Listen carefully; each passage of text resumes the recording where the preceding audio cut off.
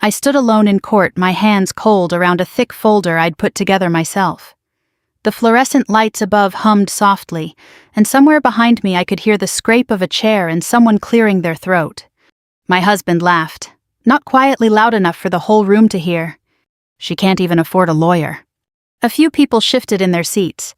I didn't have to turn around to know what they were thinking. I could feel it. That quiet agreement, that pity. And for a second, I thought he was right. But then the judge looked at him. Really looked. And something in her expression made my chest tighten. Because she didn't look amused. She looked interested. And that was the moment everything started to change. But to understand why my husband Eric Mercer, a man who had never once in 25 years of marriage looked afraid of me, ended up shaking in that courtroom. You need to know what he did when he thought I had nothing. My name is Dana Mercer. I'm 52 years old. I lived most of my adult life in Dayton, Ohio, in a beige 2-story house that always smelled faintly like coffee and laundry detergent. The kind of place where you forget to notice time passing until suddenly your kid is grown and your knees ache when it rains. Eric and I met back in 1998. I was working at a small insurance office downtown. He had big ideas, big energy, the kind of man who filled a room without trying. People liked him. I liked him. We got married in '99, had our daughter Lila 2 years later. And for a long time I thought we were fine, not perfect, but solid. I handled the quiet parts of our life. Grocery runs at the Kroger on Dorothy Lane, keeping track of bills, making sure Lila had what she needed for school. When Eric started his restoration business, Mercer Restoration Services, I helped from home. I didn't think of it as work, just helping my husband. At night, I'd sit at the kitchen table with a laptop that took too long to load entering numbers into QuickBooks, while the dishwasher ran in the background. Eric would come in, loosen his tie, grab a beer, and talk about contracts and growth and big opportunities. People always said Eric's doing so well. They never said my name. And I didn't think much of it back then. That's the part I still think about sometimes, not the betrayal, not even the divorce. Just how easy it was to disappear inside your own life. The first real crack didn't come with a fight or a confession. It came with a piece of mail. It was a Tuesday. I remember because Aldi had their weekly specials out and I'd just gotten back with a trunk full of groceries. My hands were still cold from the freezer section. Eric was in the garage workshop. The radio was on low, some old country station. I wasn't looking for anything. I just saw an envelope tucked under a stack of invoices on his workbench. Bank statement. Different logo than the one we used. I almost didn't open it. But something felt off. So I did. And right there, standing in that garage with the smell of sawdust and motor oil, I realized there was an account I knew nothing about. Not small either. The balance was more than what we had in our joint account. My first thought wasn't anger. It was confusion. I walked back into the house slowly, the paper still in my hand. I remember the sound of the back door clicking shut. The hum of the refrigerator. Everything felt too normal. When Eric came in later, I didn't accuse him. I just held up the paper and said, "What is this?" He didn't even flinch. "Oh, that business account. You wouldn't understand, it's for managing cash flow." He said it so casually, like I'd asked about the weather. And I nodded. That's the part that still bothers me. I nodded. After that, I started noticing things. Little things at first. Receipts that didn't match what he'd told me. Payments to vendors I'd never heard of. Equipment expenses that didn't line up with actual jobs. I didn't confront him again, not right away. I just watched. And the more I watched, the more I realized something simple and terrifying. My husband had been living a life I wasn't part of. The night I saw her, everything clicked into place. It was at a restaurant near the Green Town Center, one of those places with dim lighting and overpriced steaks. I wasn't supposed to be there. I'd gone to pick up a takeout order for Lila. I was standing near the host stand when I saw Eric at a table by the window. He was leaning forward, smiling in a way I hadn't seen in years. Across from him sat a woman in a cream-colored dress. Her hair was perfect. Her posture was effortless. She laughed at something he said, and I noticed the way she touched his hand like it belonged to her. I didn't walk over. I didn't make a scene. I just stood there holding a paper bag that suddenly felt too heavy, and watched long enough to understand. Then I left. After that, things moved fast. Eric didn't confess, he adjusted. He started coming home later, talking less, guarding his phone. A few months later, he filed for divorce. Just like that. The papers were clean, efficient, like a business transaction. And in them, he painted a picture of me I barely recognized. Financially irresponsible, dependent, uninvolved in the business. He made it sound like I'd spent years sitting around doing nothing while he built everything. And the worst part? On paper, it almost looked true. I met with 2 lawyers. The first one barely looked up from his desk when I explained my situation. He quoted a retainer that made my stomach drop. The second one was kinder, older, but even he said, "Without clear documentation, this could get very expensive. Your husband seems prepared." Prepared. That word stayed with me. Because I wasn't. I moved into a small duplex in Kettering that spring. Beige walls, thin carpet, the kind of place where you can hear your neighbor's TV through the wall if you stand still long enough. My bed frame came from Facebook Marketplace. My kitchen table wobbled if you leaned on it too hard.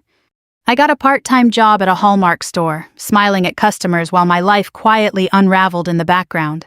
One afternoon I sat in my car in the Aldi parking lot off Woodman Drive and cried. Not loudly, just quietly. Because for the first time I realized something I hadn't let myself admit before. I wasn't just losing my marriage. I was losing everything I thought I had built. And still, I almost signed the settlement. It would have been easier, cleaner. Eric even said to me once, standing in the driveway like we were discussing the weather, "Dana, just be reasonable. You don't have the resources to fight this." I remember looking at him, really looking, and realizing he believed that. Not as an insult, as a fact. That night I sat at my small kitchen table with a stack of papers spread out in front of me. My hands ached, my eyes burned.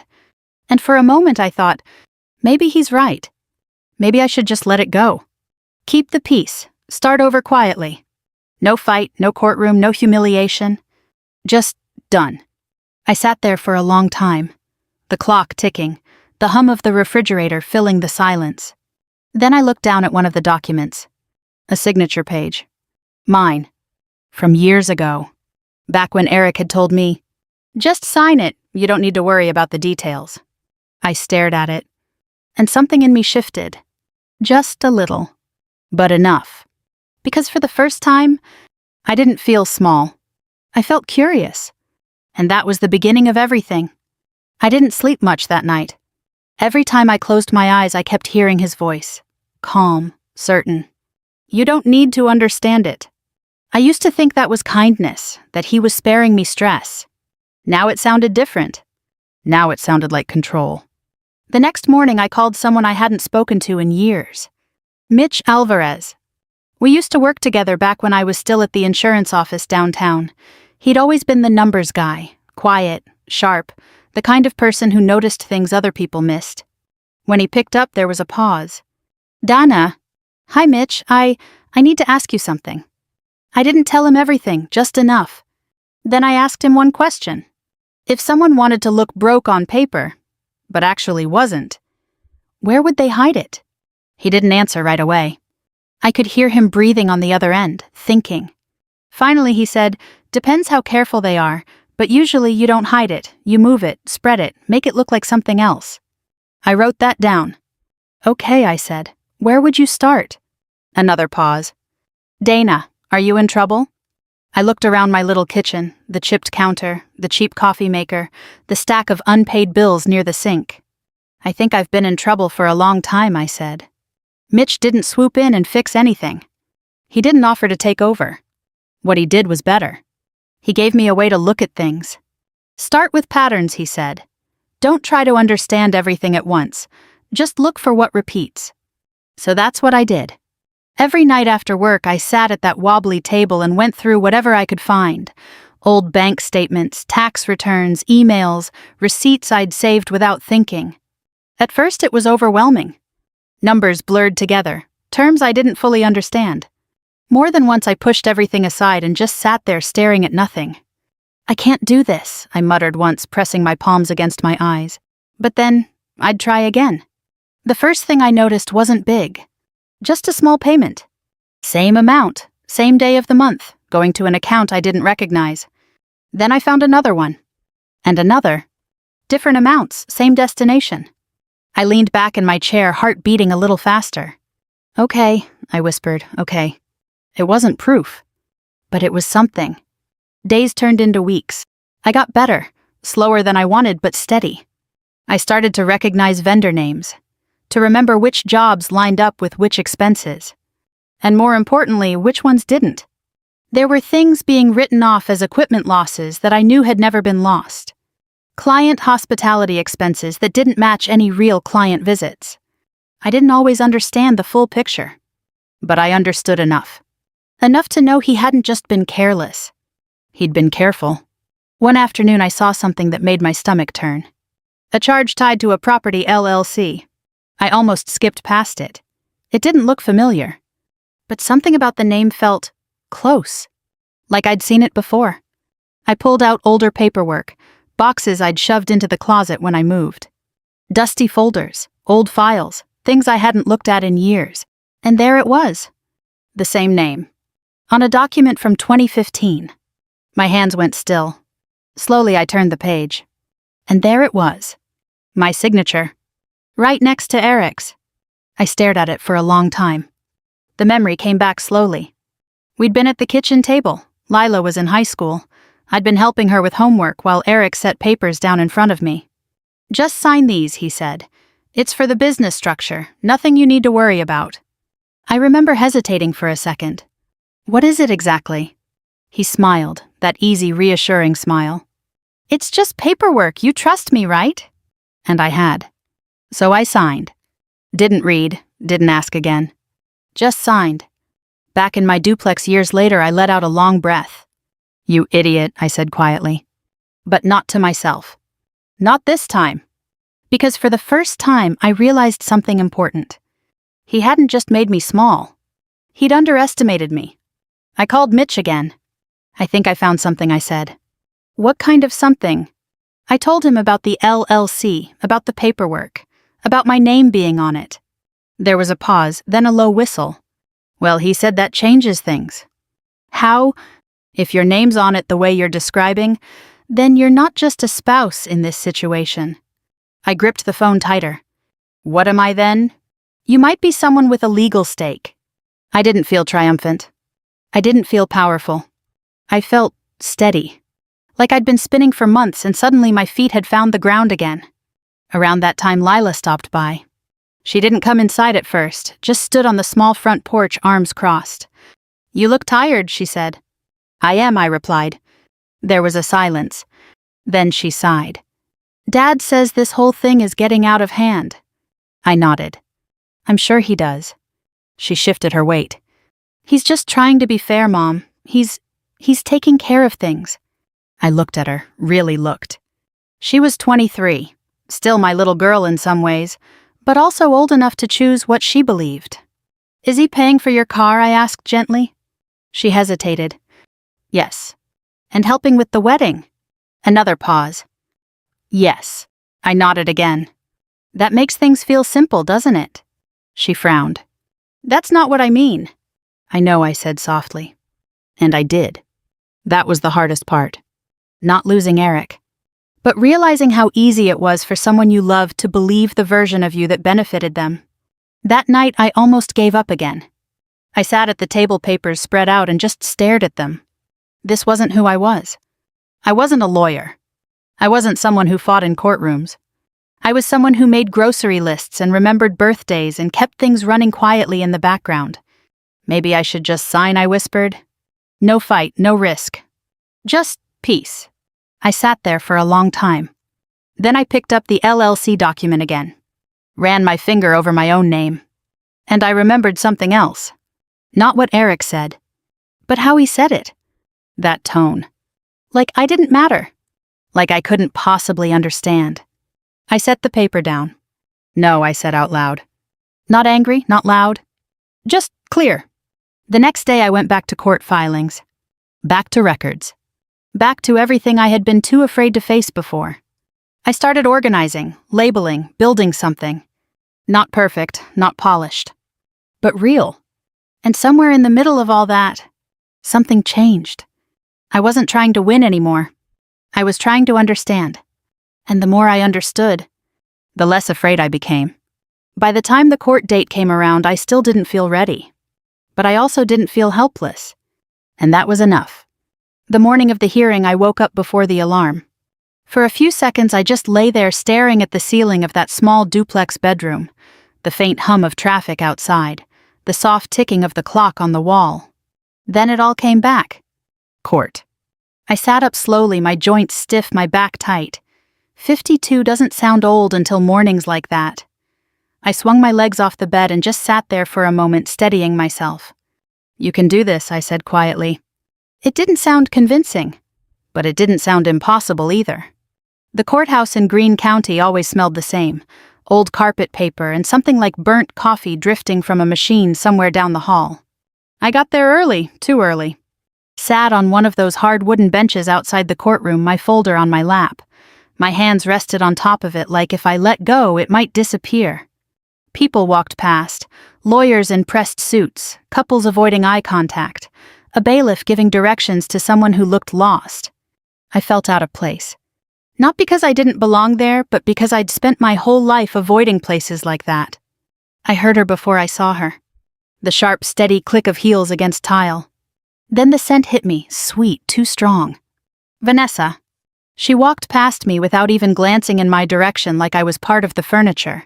Her hair perfectly styled, her posture straight. She carried herself like someone who had already won. Eric followed a few steps behind her, talking to his attorney. Navy suit, polished shoes, confident stride. For a moment I saw him the way I used to. The man who knew what he was doing. The man people trusted.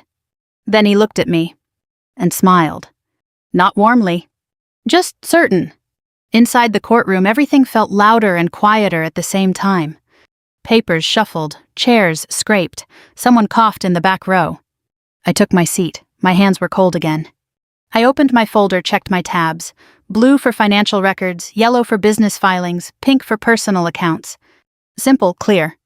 At least it made sense to me. Eric's attorney, Tom Weller, spoke first. Smooth voice, confident. The kind of man who had done this 100 times. He laid out Eric's position like it was obvious, clean, logical. Mrs. Mercer has no legal representation, he said at one point almost casually, and limited financial understanding of the business in question. A few heads nodded. I felt it again, that quiet agreement in the room. I gripped the edge of the table just for a second. When it was my turn, I stood up too quickly. My chair scraped louder than I meant it to. A couple people glanced over. I swallowed, my throat dry. "Your Honor," I began, and my voice came out thinner than I wanted. I paused, took a breath. Started again. The first few minutes weren't smooth. I stumbled over a phrase, mixed up the order of something I'd planned to say. Tom Weller objected once, calm, controlled. The judge corrected me gently on procedure. For a moment I felt it slipping. That familiar feeling like I was out of my depth, like Eric had been right all along. Then I looked down at my folder. At the tabs, the notes in my own handwriting. At the work I had done. And something settled inside me. I stopped trying to sound like a lawyer. And I just started talking. Plain, clear. "Your Honor, I'd like to walk through a timeline," I said. No big words, no performance. Just facts. I laid it out the way I understood it. Dates, payments, accounts that didn't match declared income. I didn't explain everything, I didn't try to. I just showed the pattern. "This account here," I said, pointing. "It receives consistent transfers that are not reflected in the primary business statements." Tom shifted in his seat. "This entity," I continued, holding up another document, "is connected to those transfers." I heard a page turn somewhere behind me. The room was paying attention now. Eric leaned back in his chair. And then he laughed again. Soft this time, under his breath. But I heard it. "She can't even afford a lawyer," he muttered. I felt it hit me. That old instinct to shrink, to step back, to let him take over. For a split second, I almost did. Then I remembered the garage. The envelope. The way he'd looked at me when I asked questions. Like I didn't matter. I straightened. Picked up the next document. The entity I'm referring to, I said, my voice steadier now, was established in 2015. I flipped the page. And it includes my name." There was a pause. A real one this time. Not confusion. Recognition. Tom Weller leaned forward. "Your Honor, we would need to review." The judge raised a hand slightly. Not sharply, just enough. And the room went still. She looked at Eric. For a long second. Not angry. Just focused. Then she spoke. Quiet, clear. "Mr. Mercer, she won't need one." The words settled over the room like something physical. I heard it. The silence. Even the fluorescent lights seemed louder. Tom stopped mid-sentence. His mouth still slightly open. Eric didn't move at first. Then I saw it. The smallest shift. His jaw tightening, his hand adjusting on the table. Behind him, Vanessa sat very still. Her posture hadn't changed, but her expression had. That easy smile was gone. The judge turned slightly toward Tom. "Counsel," she said, her tone, "even do you really not know who she is in relation to these filings?" No one spoke. Not immediately. Tom glanced down at the documents again. Then at Eric. And for the first time, he didn't look certain. I didn't feel powerful in that moment. I felt clear. Like everything I had spent months piecing together was finally being seen. I continued. Not rushing, not pushing. Just laying it out. "The financial affidavit submitted does not reflect these accounts," I said. "And the expenditures listed under business losses," I paused, flipping one page, "include items that do not appear to be business-related." I held up a printed photo. Not dramatic, just simple. "This was posted publicly on Memorial Day weekend," I said. "A patio set, clean, expensive." Vanessa's hand visible in the corner. "This matches a reported equipment expense from the same period." A quiet ripple moved through the room. Not loud, but enough. Eric's face had changed now. The confidence wasn't gone, but it was cracking. Tom cleared his throat. "Your Honor, we would request a brief recess to review these materials." The judge nodded once. 10 minutes. Chairs shifted, people stood. The tension didn't disappear, it just moved. I stepped out into the hallway, leaning against the wall for a second. My legs felt unsteady. Not from fear, from release. A few people passed by me. They looked at me differently now. Not past me. At me. Inside the courtroom, Eric was talking quickly to his attorney. I couldn't hear the words, but I didn't need to. Because for the first time in years, he didn't look like the man who had everything under control. And no one was laughing anymore. The hearing didn't end with a gavel slam or some big movie speech. Real life almost never does. What happened was quieter than that, and in some ways better. After the recess, Tom Weller came back looking like a man who had just realized the floor under him wasn't as solid as he'd thought. Eric came in behind him, jaw-tight face a shade paler than when we'd started. Vanessa didn't sit quite as straight. Even her perfume felt less aggressive somehow, like the room had stopped making space for her. The judge did not raise her voice. She didn't have to. She asked questions, specific ones, calm ones, the kind that left nowhere to hide. She asked about the affidavit, about the omitted accounts, about the LLC documents, about expenses that had been labeled as business losses but somehow looked an awful lot like personal lifestyle purchases. She asked why a woman who had supposedly been uninvolved in the business had signed formation paperwork tied to an entity that had never been disclosed properly. Every answer Eric gave sounded thinner than the one before it. I sat there with my folder, open hands folded over it now, not gripping it anymore. My heart was still pounding, but I wasn't scrambling. I wasn't trying to prove I belonged in that room. That part was over. At one point, the judge looked directly at Eric and said, "Mr. Mercer, this court expects full and accurate financial disclosure. What I'm seeing here raises serious concerns." That was it. No fireworks, no dramatic gasp from the audience. But if you've ever lived with a man like Eric, you know how much damage one calm sentence can do when it comes from the wrong person at the wrong time. Because Eric loved being the smartest man in the room. And that day he wasn't. The hearing ended with orders for further review, additional financial production, and a very different tone from the one Eric had walked in with. The settlement pressure he'd been pushing for months disappeared right there in front of everybody. Tom asked for time. The judge gave deadlines. The whole thing shifted.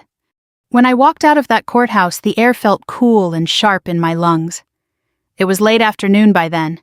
The parking lot was full of dusty cars, and the sky had that pale Ohio look it gets in early fall when summer's gone, but winter hasn't quite made up its mind yet. I sat in my Honda for a full minute before turning the key. Then I cried. Not because I was hurt. Not because I was scared. Just because my body finally had somewhere to put all the months I'd been carrying. After that, things didn't magically become easy. I want to be honest about that. The legal process kept going for weeks. There were more filings, more document requests, more nights at my kitchen table with reading glasses sliding down my nose, and a cup of coffee going cold beside me. I still worked my shifts. I still watched my money. I still lived in that duplex with the thin walls and the crooked cabinet door that never fully shut. But the balance had changed. Eric was the one reacting now, not me. The revised negotiations came in slower, softer, less swagger, more caution. Suddenly there was room for a fairer division. Suddenly there was recognition of business-connected assets he'd acted like barely existed. Suddenly certain numbers looked very different than they had the first time around. Funny how that happens. Mitch called me one evening after reviewing one of the updated disclosures. Well, he said, looks like somebody's memory is improving. I laughed, really laughed, maybe for the first time in months. Is that your accountant joke, I asked. It's all I've got, he said. That laugh mattered more than I expected, because for so long every day had felt heavy, functional, survival-based. I'd forgotten what it felt like to be amused. Vanessa disappeared before anything was finalized. Not literally, of course. I'm sure she still lived somewhere, still wore expensive perfume, still posted filtered photos of herself, holding wine glasses at places with string lights. But she vanished from Eric's side, stopped showing up, stopped being seen. Turns out it's less fun to play house when the paperwork gets ugly. Lila called a week after the hearing and asked if she could come by. I said yes, though my stomach tightened the second I hung up. She showed up just after 6 with a Bob Evans bag in one hand and that uncertain expression people get when they know they owe you something bigger than words. Thought I'd bring dinner, she said. That was nice of you, I told her. We sat at my tiny table with mashed potatoes, roast turkey, and green beans in flimsy takeout containers. The overhead light in the kitchen was too bright. The chair across from me creaked every time she shifted. For a while we just ate. Then she set her fork down. I didn't know she said. I looked at her but didn't answer right away. She swallowed. I mean, I knew things were bad. I knew he was difficult. But I didn't know all of it. I nodded once. He told me you were confused, she said. That you were upset and making things harder than they needed to be. That sounds like him. A sad little smile crossed her face, then disappeared. I should have listened to you, she said. Or at least asked more questions. There it was, not perfect, not polished, not some sweeping movie reconciliation. Just a young woman sitting in a duplex kitchen looking ashamed. And somehow that made it land harder. I'm sorry, Mom, she said, her voice quieter now. I should have believed you. I looked down at my plate for a second, then back at her. You were put in a bad position, I said. He knew exactly what he was doing. That didn't excuse it, but it was the truth. She cried a little. I didn't. I think I'd used up all my crying in the car after court. Before she left, she stood in the doorway, awkwardly, purse over her shoulder, keys in hand. I do love you, she said. I know, I answered. And I did. A few days later, I got a call from an old co-worker from the insurance office. Her name was Brenda. I hadn't talked to her in years. I heard what happened, she said. I leaned against the kitchen counter, phone tucked to my ear. Ohio really is a small town in disguise, isn't it? She laughed, pretty much. Then her voice softened. I just wanted to say, good for you. That took guts. I thanked her and hung up, and for a minute I just stood there in the quiet. That mattered too. Not because I needed applause, I didn't, but because there is something healing about being witnessed accurately after you've been misread for so long. Eric tried calling me one last time after the main settlement terms shifted. I almost didn't answer, but I did. His voice was different, not warm, not sorry, just strained. Dana, he said, we need to be reasonable here. I actually smiled when he said it because that word had done a lot of work for him over the years. Reasonable, I repeated. Yes, there's no need to ruin each other over misunderstandings. I looked out the kitchen window at the small patch of grass behind the duplex. Somebody nearby was mowing. I could hear the low buzz of it drifting across the yard. Then I said very calmly, "You were fine ruining me when you thought I couldn't fight back." Silence. He didn't have a good answer for that. Neither of us said much after that. There wasn't anything left worth saying. By late 2024, the paperwork was mostly done. I got a fairer settlement than the one he'd tried to corner me into. I got access to what should have been disclosed from the beginning. I got breathing room. I got truth on paper. That matters more than people realize. I did not come out of it rich. I did not move into some beautiful house or suddenly become a glamorous new version of myself. I still clipped coupons. I still compared gas prices. I still colored the gray at my roots in my own bathroom with a box from CVS and hoped I hadn't missed a spot in the back. But I slept. That was new. For the first time in years, I could lie down at night and not feel my whole body bracing for whatever fresh lie or fresh humiliation tomorrow might bring. One evening, a couple months after court, I caught my reflection in the bathroom mirror while I was taking off my makeup. I looked tired. Older than I used to. The lines around my mouth a little deeper. The skin under my eyes a little softer than I wanted. But I didn't look afraid. And that hit me harder than anything else had. Because the real loss in my marriage hadn't been the money. It hadn't even been the cheating. It had been the slow, steady way I'd been talked out of trusting my own mind. That was what I got back. Not youth, not revenge in the flashy sense, not some perfect ending wrapped in a bow. Just myself. Solid, clear, awake. If there's any lesson in what happened to me, maybe it's this: people will mistake quiet for weakness every single day of the week if it helps them feel powerful. Let them.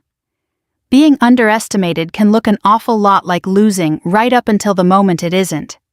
If you've ever had somebody treat your silence like it meant you were broken, I hope you remember this story. And if it stayed with you, share it with someone who might need it too. Subscribe if you want, but more than that, don't count yourself out just because someone else already has.